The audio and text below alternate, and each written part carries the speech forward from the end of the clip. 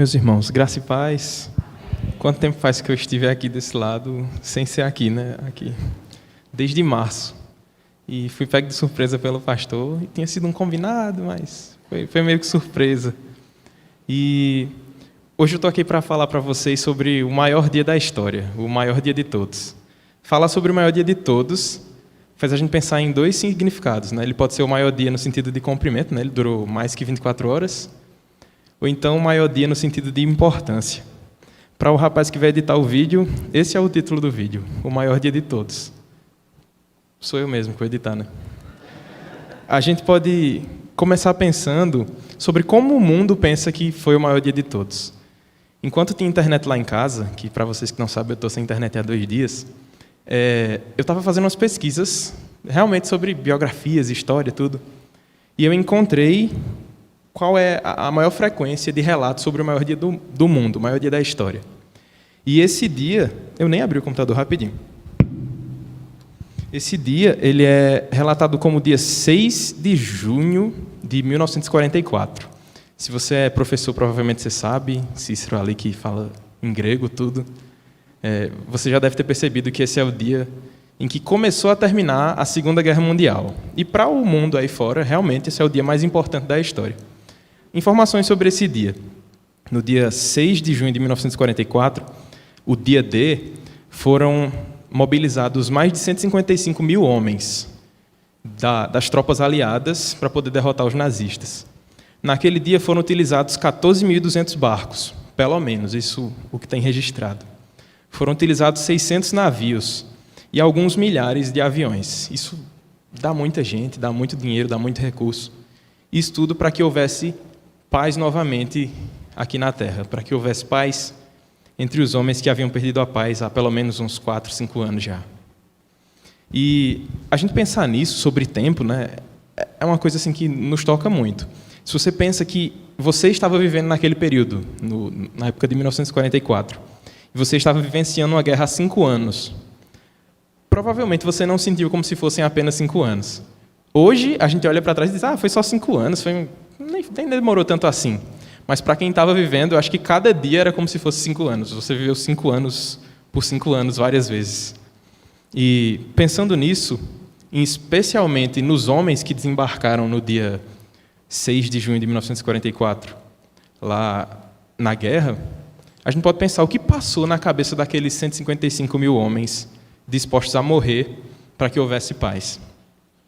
Talvez um daqueles homens mais apegado aos seus filhos lembrasse lá no avião já com todo o armamento, todo equipado, ele pensasse, agora é tudo ou nada. Talvez eu não volte para casa e veja meu filho de 7 anos crescer. Talvez eu nunca veja meu filho casar porque eu posso morrer aqui nessa guerra. Talvez outro fosse assim mais banda voou, como a gente diz, e não tenho nada a perder, é bom que eu mate uns 4 cabos aqui e consiga a paz. Talvez muita gente tenha se emocionado naquele dia, pensando que talvez fosse o último dia e talvez tenha sobrevivido para contar a história. Isso não sabemos. Mas uma coisa que todos nós sabemos é que o tempo para nós é muito precioso. E mesmo sendo tão precioso, a gente não pode segurar ele. Ele é tão rápido, é tão passageiro. Ontem eu contava meus carrinhos da Hot Wheels. Hoje eu estou contando os boletos, tentando casar com Maria. A vida é muito rápida. E eu só tenho 23. Mas daqui a pouco eu estou com meus 53 e depois 73. A vida passa e passa muito rápido. E pensando nisso, ninguém melhor do que Salomão para nos fazer pensar sobre o tempo. Provavelmente você já sabe de que texto eu estou falando. Então, se você já abriu aí em Eclesiastes 3, acertou. Se não, Eclesiastes 3 para todos nós hoje.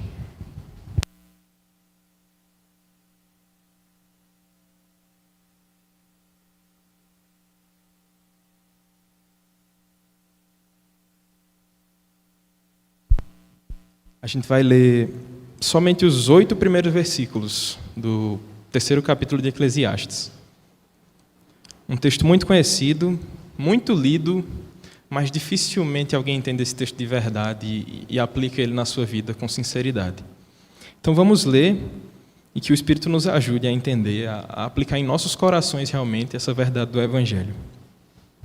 Leamos. Tudo tem o seu tempo determinado, e há tempo para todo propósito debaixo do céu. Há tempo de nascer e tempo de morrer. Tempo de plantar e tempo de arrancar o que se plantou. Tempo de matar e tempo de curar. Tempo de derribar e tempo de edificar. Tempo de chorar e tempo de rir. Tempo de prantear e tempo de saltar de alegria. Tempo de espalhar pedras e tempo de ajuntar pedras. Tempo de abraçar e tempo de afastar-se de abraçar. Tempo de buscar e tempo de perder.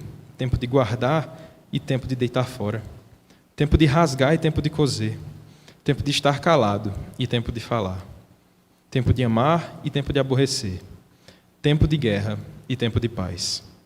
Até aqui a leitura que a gente vai ter essa noite. Pensando nesse texto e pensando na nossa atualidade, a gente vê que há um choque de informações aqui. A gente está preso numa realidade em que tudo é muito rápido. Se eu começar a falar muita coisa que vocês não querem ouvir, alguém vai abrir o celular, vai puxar assim para baixo e vai procurar uma novidade. O ciclo é esse. A gente sempre está buscando alguma informação nova, alguma coisa rápida, é tudo no estalar de dedos. Eu acho que o estalar de dedos nem é uma referência boa para a velocidade que as coisas estão mais hoje. Tudo é muito rápido, as coisas passam e daqui a pouco está todo mundo aí sabendo que se o Campinense subiu, se não subiu, e eu estou aqui falando, eu não acompanhei nada. Mas a verdade é que nossa geração é muito acelerada. As pessoas têm 1000 atividades e parece que 24 horas não é suficiente. E talvez você já tenha dito isso, ou alguém perto de você já disse isso. Ah, como seria bom se o meu dia tivesse 48 horas, 24 não está dando.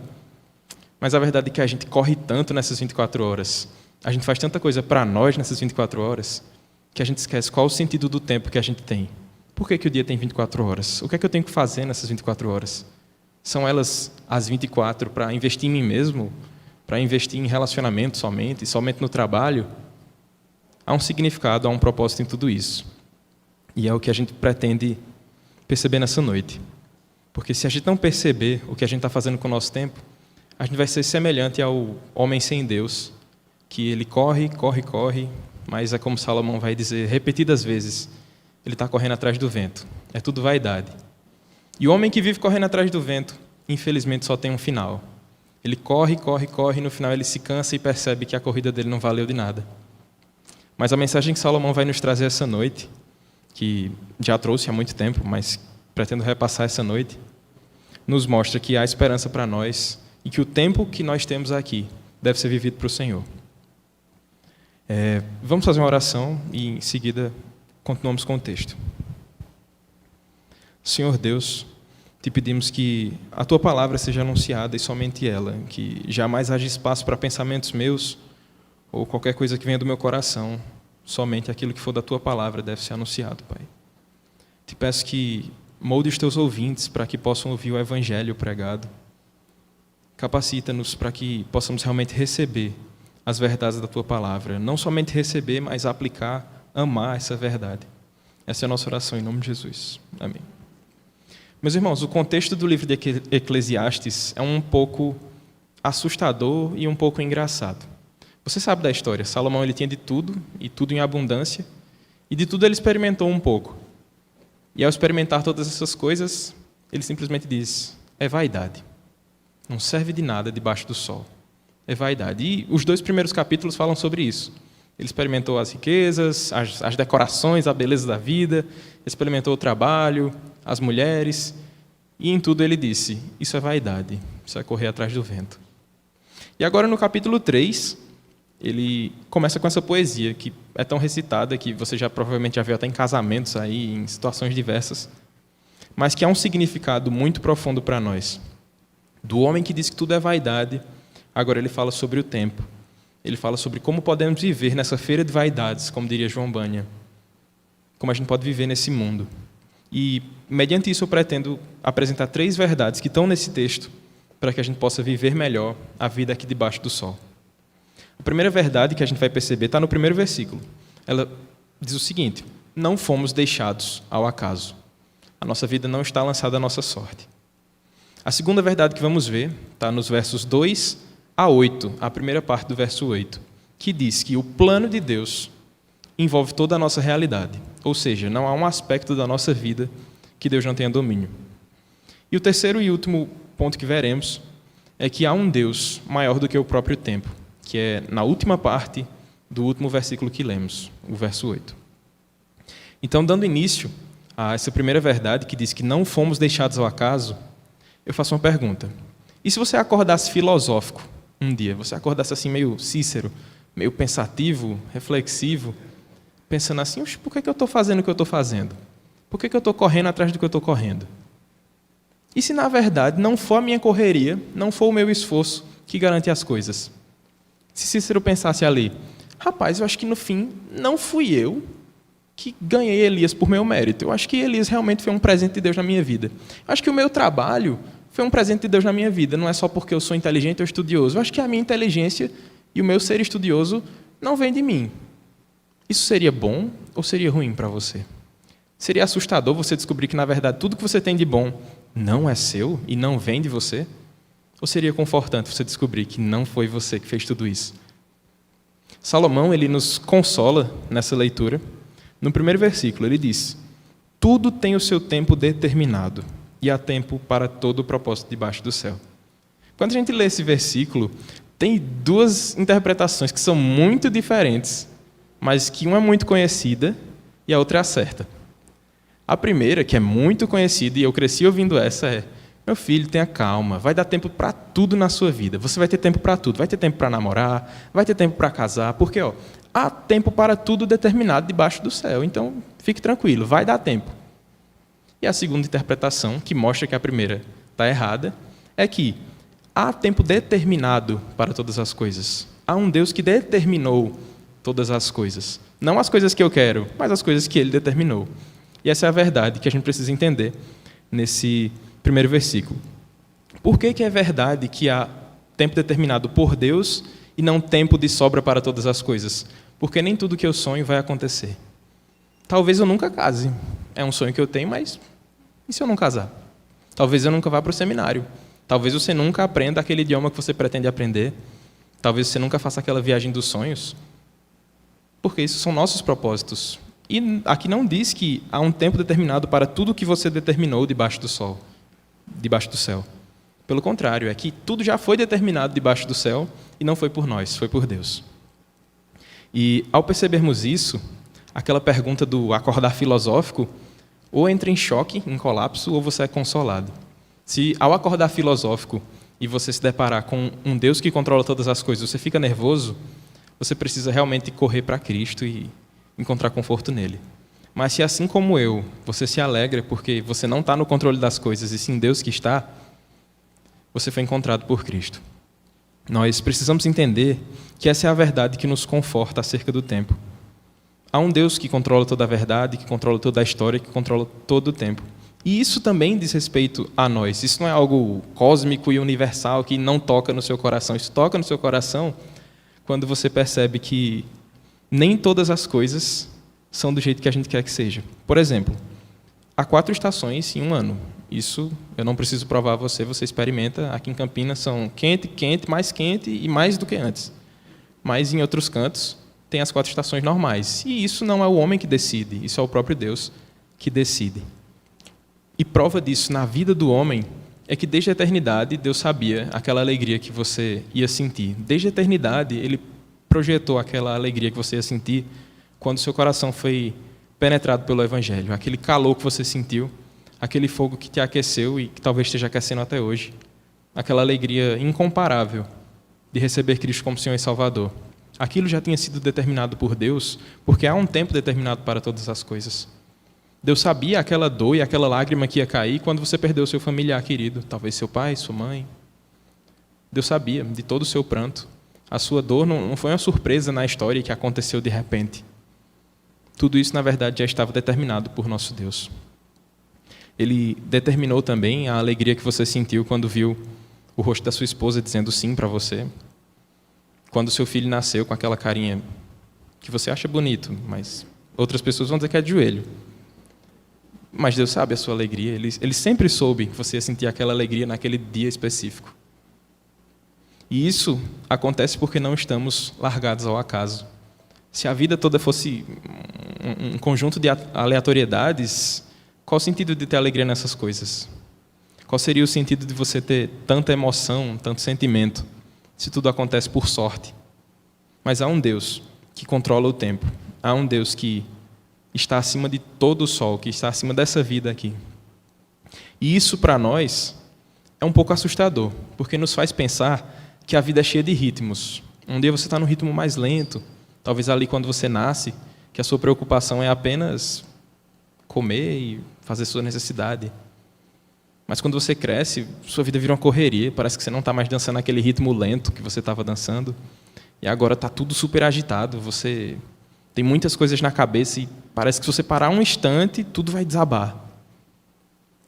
E o que é que faz a gente aprender a se adaptar em todas essas fases? Quem é que ensinou a criança a ficar tranquila naquele tempo e ao adulto a ser agitado? Não foi na escola que você aprendeu isso. Isso não é dom seu de poder se adaptar em cada situação. Isso é porque há um tempo determinado para todas as coisas.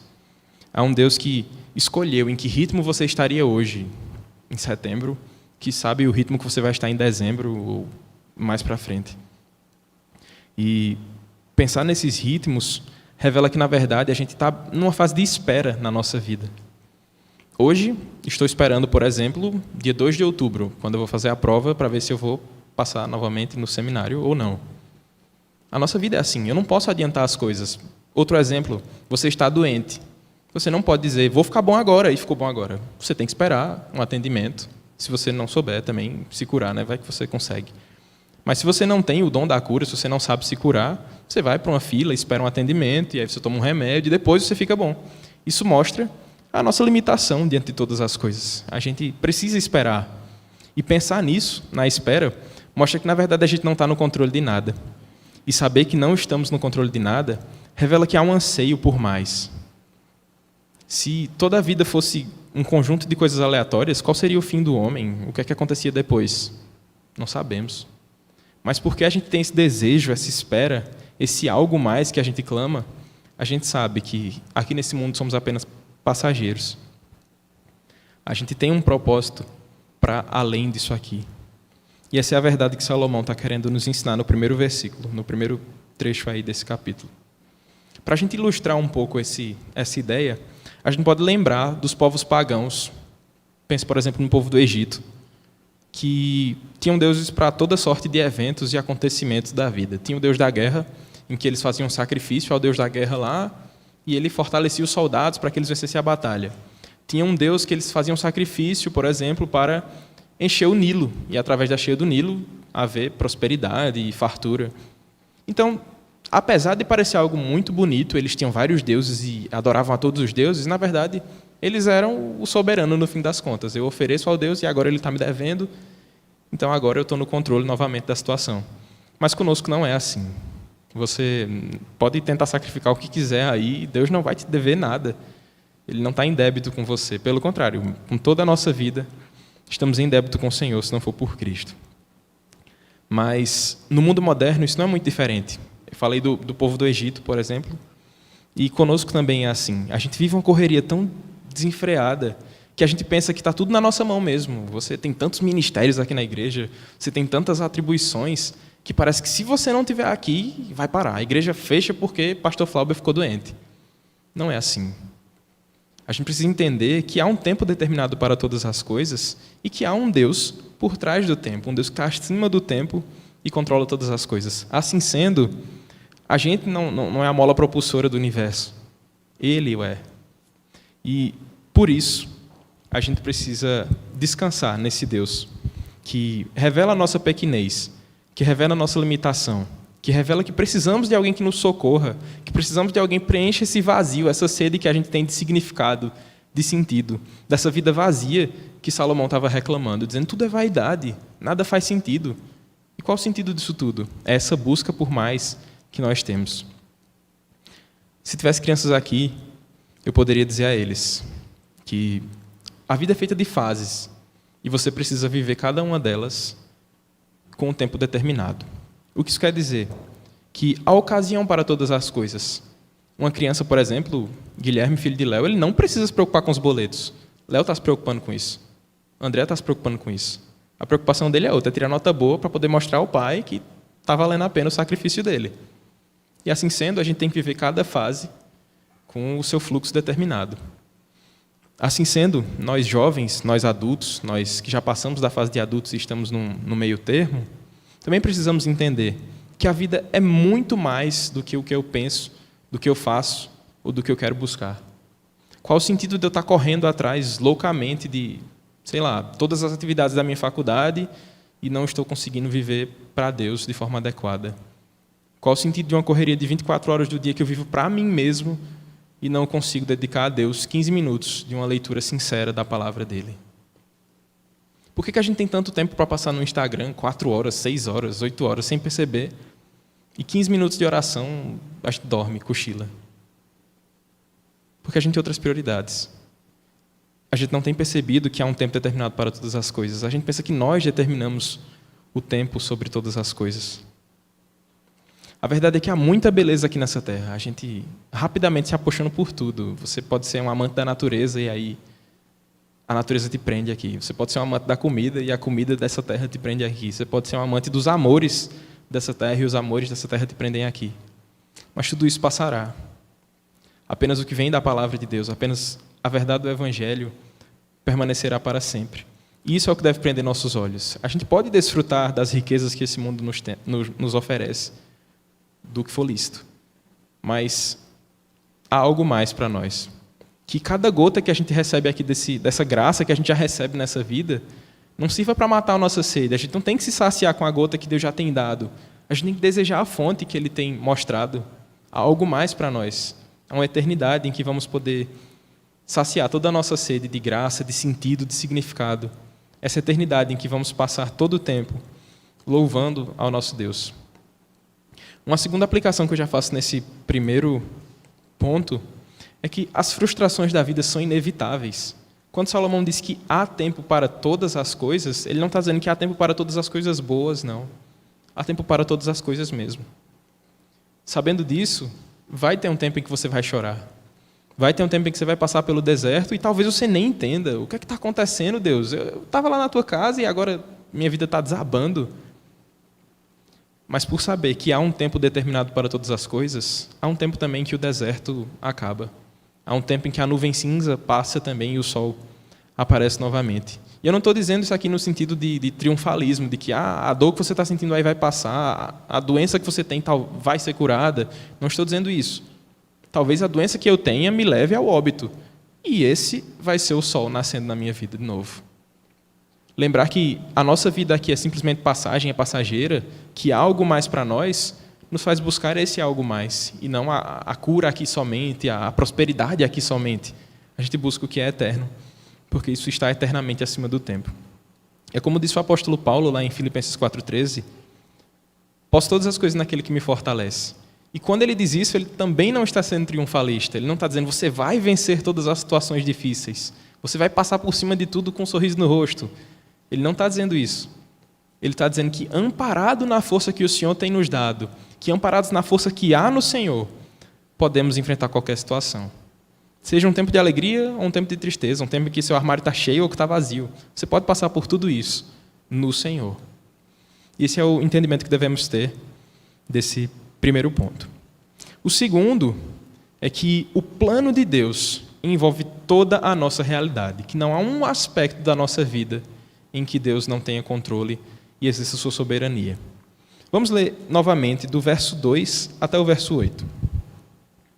Ele diz assim: há tempo de nascer e tempo de morrer, tempo de plantar e tempo de arrancar o que se plantou, tempo de matar e tempo de curar, tempo de derribar e tempo de edificar, tempo de chorar e tempo de rir, tempo de prantear e tempo de saltar de alegria, tempo de espalhar pedras e tempo de ajuntar pedras, tempo de abraçar e tempo de afastar-se de abraçar, tempo de buscar fora, tempo de buscar e tempo de perder, tempo de guardar e tempo de deitar fora, tempo de rasgar e tempo de coser, tempo de estar calado e tempo de falar, tempo de amar e tempo de aborrecer.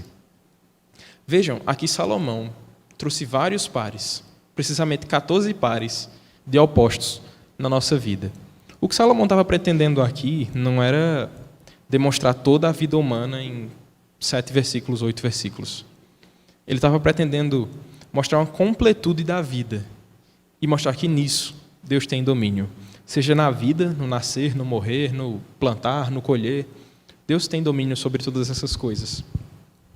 Ele utiliza esses 14 pares para nos mostrar como Deus toca o tempo, mesmo sendo acima do tempo.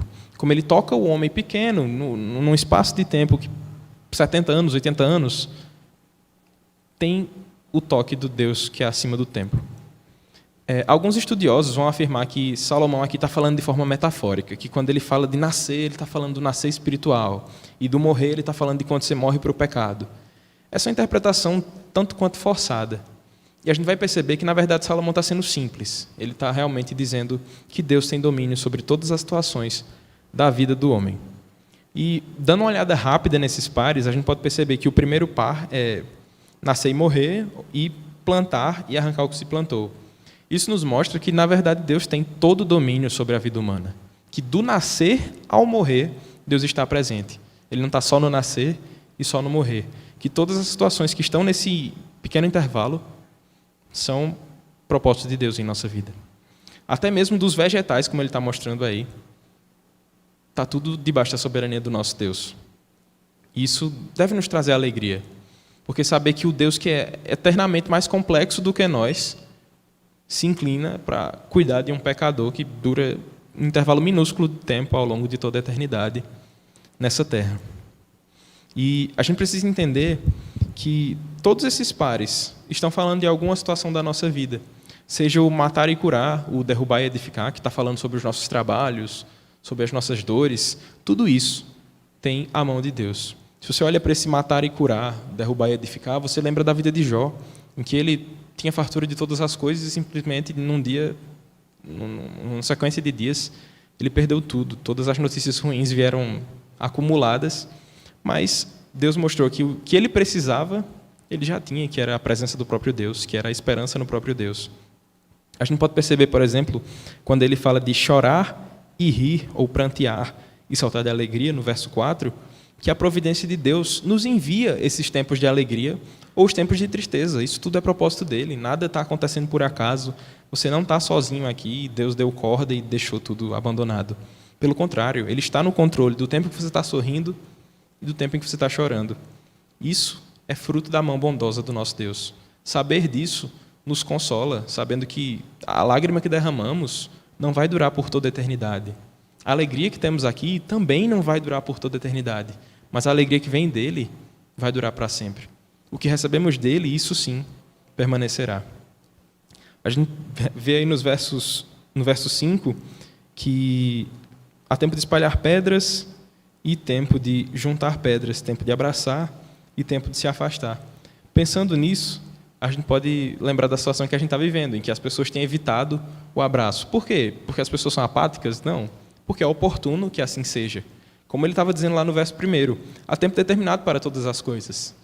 A gente respeita esse tempo em que não se pode ter toda sorte de abraços e afagos que o homem naturalmente tem, especialmente aqui no Brasil, porque esse é um tempo determinado por Deus para isso. Haverá um tempo em que talvez novamente possamos nos abraçar e demonstrar todo o calor humano que der vontade de demonstrar. Mas, enquanto isso não vem, respeitamos o tempo determinado por Deus, essa estação que estamos vivendo, porque esse é o tempo que Ele fez para nós. Quando vemos no verso 6 que há tempo de buscar e tempo de perder, tempo de guardar e tempo de deitar fora, nos lembramos que as coisas materiais que temos também não são nossas. Não é mérito meu ter o que eu tenho hoje, ter o que eu terei no futuro. Isso tudo vem da mão de Deus. Ele é que é o proprietário real sobre todas as coisas materiais que você venha a ter. No verso 7, ele diz que há tempo de rasgar e tempo de coser, tempo de estar calado e tempo de falar. Os dois pares estão falando sobre relacionamentos. A gente percebe que, até mesmo no relacionamento, é preciso ter sabedoria. O homem que vive perante o Senhor, ele sabe que há tempos em que, se ele falar, ele vai despertar a ira de alguém. Que, se ele falar, por mais que ele esteja com a verdade, com a razão, ele vai causar um problema que ele não precisava ter causado. Perceber isso aqui que Salomão está dizendo nos mostra a importância do silêncio, do calar, da palavra branda. Você pode ver milhares de exemplos disso em Provérbios. Você abre o livro de Provérbios e lá fala bastante sobre tempo de falar e tempo de calar também. E por último, no verso 8, ele diz que há tempo de amar e tempo de aborrecer. Isso também está falando sobre relacionamentos, mas não relacionamentos como um casal, por exemplo, e sim relacionamentos entre toda a humanidade. Como assim que há tempo de aborrecer, há tempo de odiar as pessoas? Em certo sentido, sim. A gente tem que amar todas as pessoas, como a Bíblia nos ordena. Mas a gente não deve amar quem pratica a iniquidade deliberadamente. A gente não tem que demonstrar o amor totalmente amável de Cristo ao homem que repudia do Evangelho e que faz pouco caso do nosso Senhor deliberadamente. Há todo um cuidado, e é isso que ele está falando aqui, desse equilíbrio, de saber que há ocasiões oportunas para demonstrar o amor e ocasiões que não é necessário demonstrar esse amor, que não glorifica a Deus você demonstrar amor a quem está tendo repúdio do nome do nosso Deus. E por que Salomão utilizou tantos pares, tanta repetição, essa poesia um pouco longa? O que ele estava querendo mostrar nisso? Ele estava querendo mostrar que esse Deus que é tão grande, que é tão poderoso, que é tremendo, ele também sabe o que acontece aqui debaixo do sol. E isso deve nos trazer esperança. Isso deve manter os nossos olhos fitos nele. Porque apesar de todas essas coisas, de morte, de plantar e colher e todas as coisas mais, há um Deus que está no controle disso tudo. Por que as coisas são assim? Essa é uma pergunta que a gente pode fazer. Por que a coisa é tão pessimista como Salomão tem mostrado no capítulo 1, 2 e um pouco aí do 3? Por que o texto aqui não está dizendo há tempo de sorrir, tempo de abraçar, tempo de amar, tempo de chorar de alegria, ou saltar de alegria? Por que não é só tempo de coisas boas? Por conta do que aconteceu no Éden. Talvez lá no Éden, esse texto aqui, Eclesiastes 3, fosse há tempo de desfrutar do que o Senhor criou, há tempo de amar Eva e cuidar dos animais. Talvez fosse assim. Mas você sabe o que aconteceu lá no Éden. Você sabe o que o homem fez. Você sabe o que eu fiz e você fizemos em Adão. Você sabe o que o nosso representante legal fez. Naquele momento, toda a humanidade sofreu o que não deveria ter acontecido se não tivesse acontecido a desobediência. Naquele momento em que desobedecemos a Deus, recaiu sobre nós um eterno peso de condenação. E é por isso que o tempo passa tão rápido. E é por isso que ontem você tinha 20 e agora você está com 40. E daqui a pouco 60, e daqui a pouco seus filhos estão dizendo: não, pai, eu faço isso para o Senhor, como se você não tivesse mais muita autonomia, muita autoridade. O tempo passa depressa. Isso é consequência do que aconteceu lá. Talvez para Adão e Eva, nos 2 primeiros capítulos de Gênesis, o tempo passasse, eles nem sabiam o que era tempo. Eles só desfrutavam, contemplavam, recebiam o Senhor na viração do dia. Isso era maravilhoso. Mas não é assim conosco. A gente sente dor nas costas, tendo 23 anos, você parece um velho, as costas doendo. Seu joelho já não dá para jogar bola como dava antes. Mas essa é a vida debaixo do sol. A gente passa por tudo isso por conta do que aconteceu lá. A gente não está isento mais disso. E perceber essa ideia de que o tempo passa rápido é muito comum quando a gente vai visitar os nossos avós. Você chega lá na casa da sua vovó, vai ter aqueles pratos meio amareladinhos, com uma porcelana diferente. Vai ter um bocado de foto que parece que nem é foto, acho que é uns desenhos, umas pinturas, umas coisas bem diferentes. Que você provavelmente nem encontra na sua casa. Lá é tudo na nuvem, como o pastor falou semana passada. Lá é tudo rápido, lá é tudo digital. Mas na casa da sua avó você encontra um bule, você encontra uma chaleira, um ferro de passar daquele bem grotesco, assim, grandão. Isso nos mostra que o tempo, na verdade, é muito efêmero, é muito rápido. Mas como é importante a gente avaliar o que a gente tem feito do nosso tempo. Talvez daqui a pouco você seja a vovó que alguém está lá visitando. Os senhores nem pensam nisso. A Amanda aí, ela nem imagina que daqui a pouco ela pode ser vó. Mas isso pode acontecer e daqui a pouco alguém está dizendo: ixi, vovó Amanda é tão... E vovó Amanda vai estar pensando que daqui a pouco eu estou no braço do meu Senhor de novo. É assim a nossa vida. Hoje você está preocupado com as coisas daqui, a correria, porque seu trabalho. E para onde vai isso tudo se não for para o Senhor? Se não for para a glória do Senhor, por que você tem feito? Se não for para a glória do Senhor, por que tanta correria? A gente deve viver esses dias debaixo do sol, lembrando que aqui nunca foi e nunca será o nosso lugar definitivo. Há algo mais para nós. Algo além disso aqui, algo além desse agora. E daí, se você conseguir conquistar todos os seus sonhos, zerou a vida, fez tudo o que queria fazer, e aí? Acabou? Pode morrer tranquilo? Não é assim. A gente só pode morrer tranquilo quando a gente percebeu que José percebeu, no último sermão, o que Zacarias, Simeão, Zacarias, né? Percebeu, que agora meus olhos já viram o Rei, já contemplei a salvação, agora sim eu posso morrer. Se você já tem isso, fique tranquilo, você já pode morrer tranquilamente. Não que você vai viver de forma pessimista, vamos jogar ali num caminhão porque já tem a salvação mesmo. Não. Viva satisfeito os dias que você tem recebido aqui debaixo do sol, sabendo que a eternidade vai ser muito melhor. Que todas as coisas que receberemos lá vão ser muito maiores e muito melhores do que o que já temos aqui. Precisamos perceber que aqui nessa terra, aqui nessa vida, haverão muitos picos e vales. Você vai estar no topo da fé, querendo que a igreja todinha te acompanhe, e você está lá no pique. E haverá outros tempos em que você vai parecer que nem era crente, você está assim, tão apático, tão no marasmo. Mas, apesar de tantas variações, tantas oscilações na vida, o Deus que nos consola, que nos conforta, que está acima do tempo, Ele preenche todos esses vazios, Ele preenche todos esses picos. Ele faz o balanço total disso em Cristo. Se você está passando por um tempo de vales, inclusive, se você está meio descrente, está meio afastado, as coisas da igreja não te atraem mais, o evangelho não faz mais tanto sentido, eu te chamo a perceber que isso é um convite para você também. O Deus que está acima do tempo, Ele olha para nós. Ele estava acima do tempo e fez algo por nós, maior do que o que aqueles 155 mil homens fizeram, que acabaram com a guerra, que trouxeram paz à humanidade. O Deus da eternidade fez algo maior do que isso. Vamos ver o que Deus fez no último verso, nesse último par que Salomão traz. Verso 8, parte B. Ele diz assim: tempo de guerra e tempo de paz. Muito oportuno pensar em tempo de guerra, lembrando do que aconteceu em meados de 1939, 40, 41. Aquela guerra sem fim, que muitos homens morreram por conta de uma ideologia.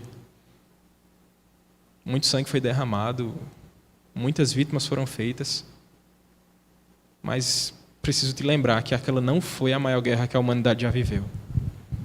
Aqueles homens, movidos pelo nazismo, pela ideia de Hitler, não foram a pior coisa que já aconteceu nessa terra.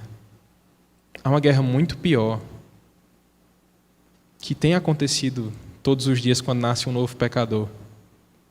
É uma guerra contra a santidade do nosso Deus. É uma guerra contra o nome santo do nosso Senhor. É uma guerra em que os homens tentam se fazer de Deus, tentam ser o que não são, e que o final disso, você sabe, eu sei, é de condenação. Essa guerra, que começou há muito tempo, desde que Satanás começou a tentar Adão e Eva, tem persistido até hoje. Mas houve um homem só, não foram 155 mil homens, não foram 14.200 barcos e 600 navios, não foram alguns milhares de aviões. Foi só um homem que disse: há tempo de guerra e há tempo de paz. O nosso Cristo, Ele se entregou por nós para que houvesse paz. Ele foi o ponto final daquela guerra, que persiste até hoje. A batalha acontece. Nós estamos em contínua batalha contra o pecado. Mas o final já foi decretado. Já sabemos como acaba isso tudo. A gente saiu de um estudo de Apocalipse há pouco tempo. O Cordeiro venceu. E isso é esperança para nós. A gente precisa lembrar que o Deus que é eterno, que não tem como medir em horas, em dias, em milênios, quanto tempo Ele tem de existência, porque Ele é maior do que a própria existência, Ele é maior do que o próprio tempo. Ele entrou na história. Em algum momento, ninguém sabe por quê, ninguém sabe qual a razão, a justificativa, como Ele fez isso. Ele entrou no tempo. O que é atemporal se tornou temporal. O que não havia como tocar, o transcendente, se fez imanente. Tornou-se de carne e osso como nós. Por quê? Para que justiça fosse feita, para que a guerra fosse encerrada, para que a mazela da nossa pecaminosidade tivesse um fim, para que essa história de tanto sofrimento, de tantas vítimas, muito pior do que o próprio nazismo, tivesse um final glorioso, em que o nome de Deus fosse glorificado, que todos os homens pudessem ver, todos os homens chamados por Deus, pudessem ver que há esperança, que é sobre Ele e nunca foi sobre nós, que é sobre Jesus, que veio semelhante a nós, sofreu os nossos sofrimentos, sentiu fome, frio, se lá era quente, ele sentiu calor. Ele experimentou tudo o que nós passamos, com um pequeno detalhe: em nada disso ele pecou. Nada que pudessem acusar Cristo de ser, você errou nisso. Ele nunca errou. Ele viveu debaixo do sol, lembrando que a vida acima do sol é muito melhor. Ele viveu a mesma vida que nós podemos viver, de forma que nunca conseguiríamos fazer sem ele. Jesus sabia perfeitamente como eram os ritmos da dança. Ele sabia em qual momento valia a pena dançar uma dança mais lenta, quando Lázaro morreu e ele chorou. Ele sabia em que momento ele precisava de uma dança mais agitada, para poder virar uma mesa e dizer, olha, vocês estão errados. Ele sabia em que momento ele poderia ter uma dança de alegria, ao perceber que Pedro finalmente entendeu o Evangelho e agora sim está diante do seu Senhor e Salvador. Ele sabia o tempo determinado para a morte dele. Uma prova disso, você pode conferir em João 7,30. Lá diz, então procuravam prendê-lo, mas ninguém lhe pôs a mão, porque não era chegada a sua hora. Cristo sabia da soberania de Deus sobre todas as coisas. Ele sabia que a providência de Deus ia continuar tangendo nota por nota aquela canção da sua vida nessa terra. E assim também deve ser conosco.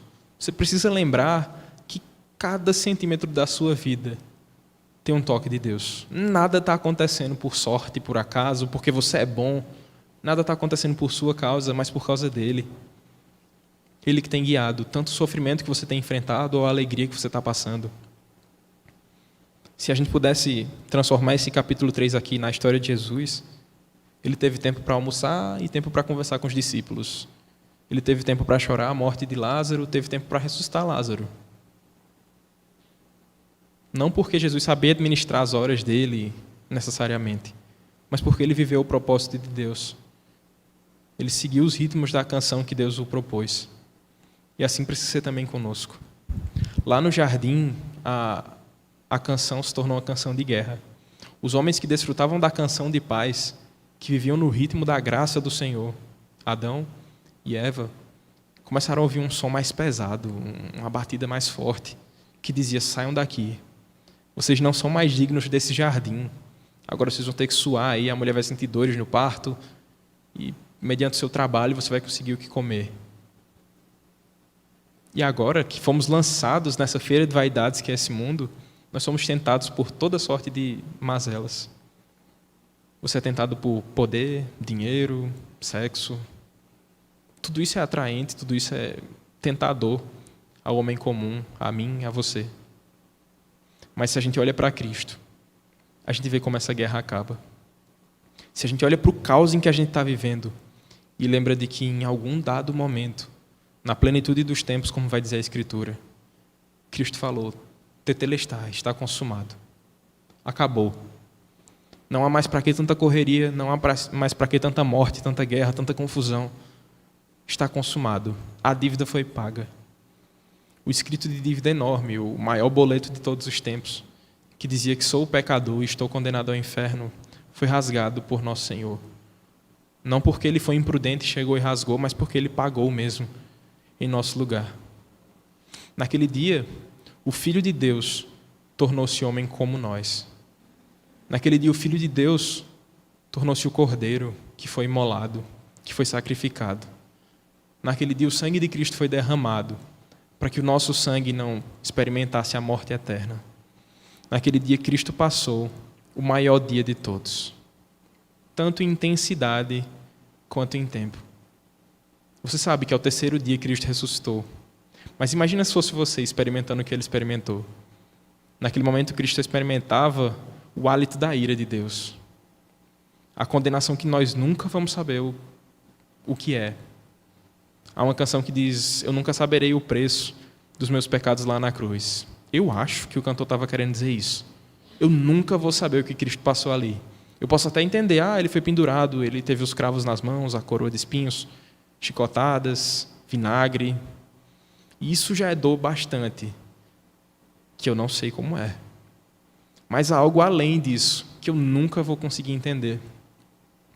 O que Cristo passou naquele tempo em que ele não esteve mais entre os homens, em que ele esteve morto. Cristo sentiu uma dor que a gente não pode mais mensurar, uma dor indizível. Ele entrou numa guerra maior do que todas as guerras. Ali a guerra estava travada entre o Filho da Luz, o bem-aventurado, e a própria morte, e a própria condenação, e o próprio pecado. E nessa guerra, a nossa história estava em jogo, como se fossem forças opostas. A gente ia estar aqui torcendo, ai, ganha, ganha, ganha, por favor, ganha. Mas na verdade não foi assim. Cristo venceu a morte. Cristo triunfou sobre o pecado. Nada pôde deter o nosso Salvador, nada pôde segurar a bênção que era o nosso Cristo. Ele suportou a ira de Deus por nós, mas ele triunfou. Ao terceiro dia ele ressuscitou. Essa é a boa notícia que devemos ter. Houve um tempo de guerra, mas há um tempo de paz para todo aquele que está em Cristo. Agora a gente não é mais inimigo e estranho de Deus, mas somos chamados de filhos. Somos co-herdeiros com Cristo. E essa é a nossa esperança. Essa é a nossa alegria. Esse é o resumo de tudo que eu falei. O Deus que controla toda a história, que controla a nossa existência, controla o tempo, ele decidiu caber no tempo, ele sendo atemporal, sendo maior do que tudo isso. Ele decidiu caber na nossa existência para garantir que nós pudéssemos desfrutar o que ele sempre foi. Nós pudéssemos desfrutar a eternidade. Foi isso que Cristo fez por nós. Então, lá no dia 6 de junho de 1944, quando a humanidade mudou, porque 155 mil homens deram suas vidas para que houvesse paz, algo estava sendo feito. Ali algo estava sendo consumado também. Ali também houve paz. Mas para nós, há um dia muito mais importante. Há um dia muito maior. Há um dia muito mais precioso. Foi o dia em que Cristo disse, acabou. A guerra chegou ao fim. Não espere que essa vida vá te saciar. Não espere que as coisas dessa terra vão preencher o vazio no seu coração. Não vão. Você pode provar de tudo. Salomão já provou. É como se você chegasse lá, todo juvenil, diante de Salomão, no seu trono, e dissesse, Salomão, eu descobri qual é o significado da vida. Eu tenho 1000 mulheres, agora eu sou feliz. Salomão pega o charuto dele teológico lá e diz, vaidade, é como correr atrás do vento. Você chega lá, não, Salomão, eu descobri agora, eu estou conseguindo enfeitar, eu deixei o mundo muito mais bonito, eu tenho sido bom com todas as pessoas. Salomão vai dizer, vaidade. Você, então, doa todos os seus bens, a sua riqueza, e torna-se o homem mais humilde. E Salomão diz novamente, vaidade. Tudo isso é como correr atrás do vento. Mas eis que você descobre. Você chega diante de Salomão e diz, Salomão, eu encontrei o sentido da vida. Não é sobre mim, não é sobre você, é sobre o Deus que está eternamente acima do tempo. Salomão diz, você finalmente vai desfrutar de uma boa vida. Você pode comprovar isso lendo o último capítulo de Eclesiastes. Ele vai dizer que esse é o sentido da vida. Se desfrutar dos dias que o Senhor tem te dado na presença dEle. Então não espere que nada nessa terra venha te satisfazer. Somente Cristo pode preencher o nosso vazio. Somente Cristo fez por nós o que nem 155 mil homens, o que nem toda a humanidade poderia fazer. Cristo sozinho acabou com a guerra que nem todos nós poderíamos acabar. Então trago algumas aplicações para vocês e para mim nessa noite. A primeira delas é que há um Deus generoso em toda a história. Ele é gracioso, Ele é misericordioso e Ele estende a mão para todo aquele que o reconhece como Senhor e Salvador. Esse é um chamado para nós. Cristo é bondoso o suficiente. O sangue que Ele derramou na cruz foi para todo aquele que ouvisse o seu santo nome e se curvasse. Isso é graça de Deus. Eu nunca vou conseguir encontrar salvação por qualquer esforço que eu tenha, mas por Ele eu encontro. Quando Deus olha para nós e vê a face de Cristo, aí sim não há mais ira, não há mais condenação. Então, busque a Cristo. Perceba que em Cristo sua vida tem significado. Em Cristo sua vida tem sentido. Isso é muito conveniente no mês que se tornou como Setembro Amarelo.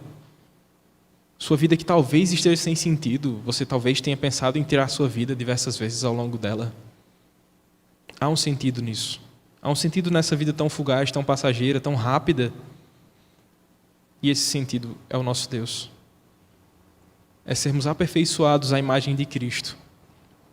E aí tudo passa a fazer sentido. Seja o suor que você derrama de segunda a sábado no seu trabalho, seja o menino chorando que não te deixa dormir, tudo isso tem sentido quando você percebe que sua vida deve ser vivida para Deus.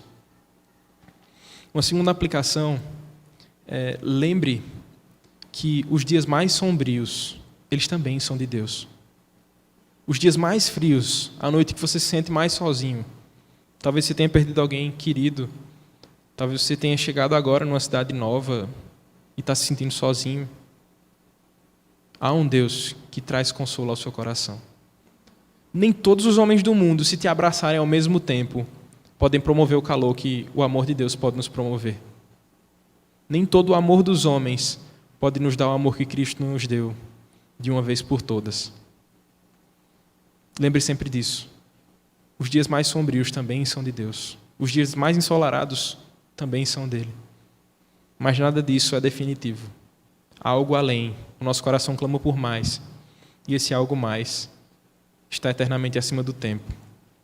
É uma vida eterna que vamos desfrutar na presença do nosso Senhor.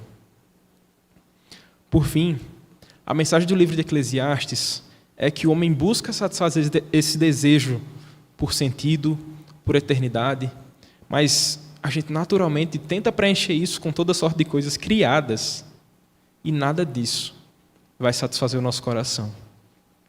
Tudo que foi criado não passa de vapor. É como uma pequena gota que não mata a sede. É como beber vinagre, você não vai matar a sede. É como beber água da praia, você não vai matar a sede assim. Então, para matar a sua sede, busque o Deus que é maior do que o tempo. Busque o Deus que é maior do que o tempo e se fez semelhante a nós. Ame mais a Cristo do que você ama os seus sonhos. Ame mais a Cristo do que você ama os seus semelhantes. Porque assim a nossa vida tem sentido. Dedique-se ao Deus que está acima do sol, para que aqui debaixo do sol você possa viver bem. Para que aqui debaixo do sol, mesmo sofrendo toda sorte de sofrimentos, você esteja satisfeito, você esteja contente. Não com um sorriso no rosto. Quando for para chorar, chore. Quando for para sofrer, sofra. Mas que em tudo isso você possa ser como Jó, que diz: o Senhor deu, o Senhor tomou, eu estou satisfeito. Ele está comigo, isso basta. Que a mensagem de Eclesiastes hoje não seja mais sobre um poema bonito ou um texto de sabedoria apenas, mas que você perceba que Salomão, na verdade, está abrindo o caminho para aquele que viria depois dele, que é bem maior do que ele, que é bem mais sábio que ele, que sabe muito mais sobre o tempo do que Salomão. Salomão está nos mostrando que o consolo da nossa vida não são os acontecimentos que vão preenchendo as angústias. Você está triste hoje, então você conseguiu um novo emprego e agora você está feliz. Você está triste novamente, então seu filho nasceu e você fica feliz. Não é isso. Sua vida não é um conjunto de coisas aleatórias em sequência. Sua vida é uma obra de tapeçaria que vai sendo costurada, vai sendo feita por Deus num perfeito tapete da redenção, num glorioso tapete do propósito do nosso Deus, da providência daquele que não falha, que nunca falhou e nunca vai falhar. O propósito de Deus, o propósito glorioso do nosso Deus é fazer com que nós, esse povo tão pequeno, tão tímido, com a pé tão mirrada, caminhe olhando para Ele, caminhe cantando, enquanto voltamos para o nosso eterno lar. Que nós caminhemos todos os dias debaixo do sol, vivendo como quem sabe que há uma vida além do sol. Que nós caminhemos em direção à eternidade, confiados nele, que nos ampare em todas as situações. Oremos. Senhor Deus, te pedimos que o Senhor nos relembre o significado da nossa existência. Que todos os dias, quando a feira das vaidades, que é essa vida tentar nos atacar, tentar nos oferecer coisas para apaixonar os nossos pensamentos e corações, o Senhor nos mostre o teu precioso Evangelho. Que ao sermos tentados por poder, dinheiro, oportunidades, prazeres dessa vida, o Senhor nos mostre que Cristo é muito mais do que tudo isso. Pai, se há alguém entre nós que está distante do teu Evangelho, que ainda não entende essa mensagem, Abre os corações, Pai, para que Cristo seja centralizado, para que o Teu Evangelho seja pregado, anunciado, e que todo homem ouça que Jesus Cristo é o Senhor, para a glória de Deus Pai. Pai, te pedimos que, ao irmos para nossas casas, não esqueçamos do que foi ouvido, que não passemos a viver novamente centrados em nós mesmos, que as nossas 24 horas sejam vividas para Ti, porque houve um dia que foi o maior dia de todos, em que o Filho de Deus se fez homem, padeceu numa cruz e disse: está consumado. Por isso, Pai, te louvamos, sabendo do que Cristo fez por nós. Em nome de Jesus. Amém.